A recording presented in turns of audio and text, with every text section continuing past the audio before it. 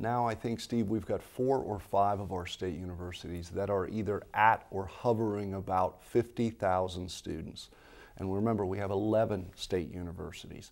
So while we have a number that still have capacity, we're getting to the lion's share of our universities that are struggling with a sheer inability to take more students, because 50,000 is a gigantic university, even on a national side.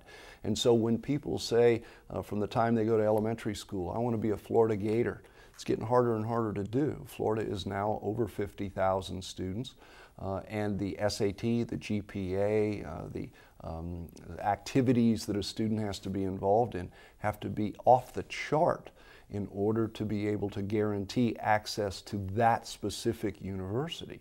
And so what I would say to people is to work with their children as early as possible.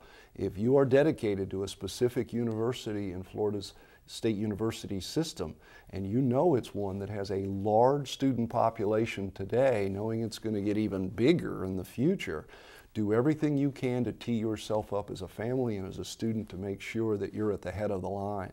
Now, the second thing I would say is, while some people believe that without that degree from that university, life just isn't worth living, we have great universities in Florida, and both public and private, I would say.